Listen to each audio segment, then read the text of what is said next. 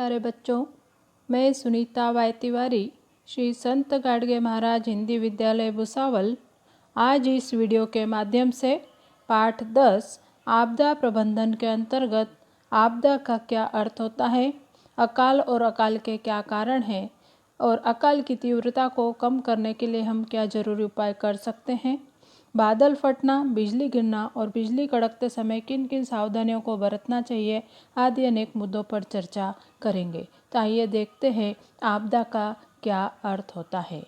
आपदा का अर्थ है किसी भी क्षेत्र में प्राकृतिक या मानव निर्मित कारणों से होने वाली दुर्घटना, घटना, आपदा या गंभीर घटना या फिर लापरवाही जिसके परिणाम स्वरूप जीवन का पर्याप्त नुकसान होता है या मानव पीड़ा या क्षति और संपत्ति का विनाश और पर्यावरण का क्षरण होता है तथा वह घटना ऐसी प्रकृति और परिमाण की हो जिससे उभर पाना प्रभावित क्षेत्र के समुदाय की क्षमता से परे होता है।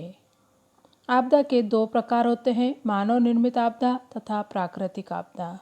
कुछ आपदाएं हम टाल सकते हैं तो कुछ आपदाओं के लिए सावधानियां बरतना आवश्यक है। प्राकृतिक तथा मानव निर्मित आपदाएं एक दूसरे से ही संबंधित होती है। वातावरण में होने वाले परिवर्तन के कारण अकाल, बिजली का गिरना, बादल का फटना, तूफान आदि प्राकृतिक आपदाएं आती है और ऐसी प्राकृतिक आपदाओं से जनहानि तथा वित्तीय हानि बड़े पैमाने पर होती है।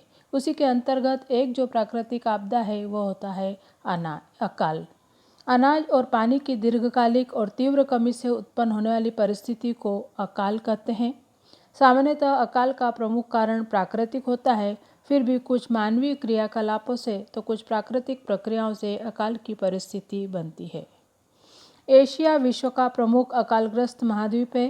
ज़्यादातर अकाल सूखे और बाढ़ग्रस्त क्षेत्रों में पड़े हैं।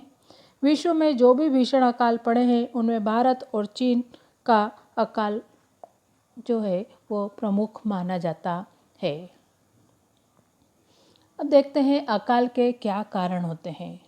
सूखा, अतिवृष्टि, बाढ़ में फसलों का बह जाना अथवा फसलों का नुकसान होना, तापमान में परिवर्तन, तूफान, ठंडी हवा, कोहरा जैसे पर्यावरण के परिवर्तन, इसी प्रकार फसलों पर कीड़े लगना, रोग लगना, टिड्डे, चूहे और घूस आदि प्राणियों के द्वारा होने वाली फसलों को हानि, भूकंप जैसी प्राकृतिक आपदा आदि अकाल के कुछ कारण हैं। इनमें से सूखा पड़ना अकाल का मुख्य कारण है। अकाल के मानवीय कारणों में युद्ध, अंतर्गत अशांति, यातायात के लिए मार्गों का अभाव, लोक संख्या वृद्धि आदि का भी समावेश है। अब देखते हैं कि अकाल की तीव्रता को कम करने के लिए हम क्या क्या उपाय योजना कर सकते हैं। अकाल की तीव्रता कम करने के लिए पानी का योजनाबद्ध उपयोग तथा पुनर्उपयोग यदि किया जाता है तो हम अकाल को बहुत हद तक टाल सकते हैं। स्थानीय स्तर पर जल संधारण के लिए योजनाओं को बनाया जाना चाहिए। बड़े पैमाने पर वृक्षारोपण करना और वृक्षों को काटने से बचाना चाहिए। जलवायु में संभावित परिवर्तनों के पूर्वानुमान के अनुसार योजनाओं में भी परिवर्तन करना चाहिए। अकाल वैसे देखा जाए तो बहुत पुरानी समस्या है और पीने के पानी, भोजन, जानवरों के चारे का अभाव पुराने ज़माने में भी होता था। छत्रपति शिवाजी महाराज और छत्रपति शाहू महाराज के कार्यकाल में भी अकाल पर नियंत्रण करने के लिए अनेक योजनाएं कार्यान्वित की गई थी।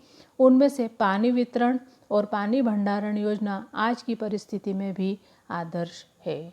इसी प्रकार औरंगाबाद में भी मलिक अंबर ने पीने के पानी के लिए नहर योजना का कार्यान्वित की थी और वह आज भी अस्तित्व में है। अब देखते हैं बादल का फटना। कभी कभी बरसात वाले बादलों से आने वाला पानी बारिश के रूप में जमीन पर न गिरकर जमीन के गर्म तापमान के कारण पुनः वाष्प बनकर बादलों में ही समाविष्ट हो जाता है। परिणाम स्वरूप बादलों में वाष्प की मात्रा अधिक हो जाती है और शीघ्र संघनन क्रिया द्वारा अचानक किसी विशेष और छोटे भूभाग पर लगभग 100 मिलीमीटर प्रति घंटा या उससे भी अधिक मात्रा में बारिश होती है और इसे ही बादलों का फटना कहते हैं। लेह और लद्दाख में 6 अगस्त 2010 के दिन ऐसे ही बादल फटे थे।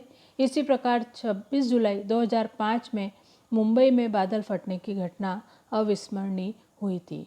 उस दिन 8 से 10 घंटों में लगभग 950 मिलीलीटर पानी यानी 37 इंच बारिश हुई थी और संपूर्ण मुंबई जो है वो जलमग्न हो गया था। अब देखते हैं बिजली का गिरना।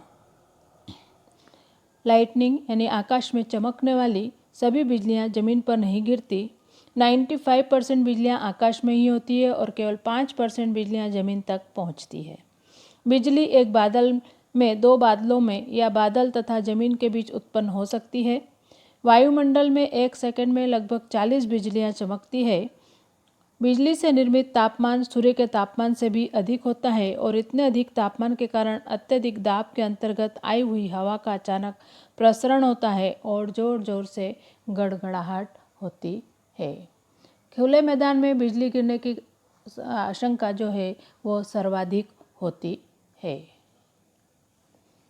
खुले मैदान, वृक्ष, इसीलिए कहा जाता है कि बिजली कड़कते समय कौन कौन सी सावधानियां बरतना चाहिए। खुले मैदान, वृक्ष के नीचे खड़े नहीं होना चाहिए।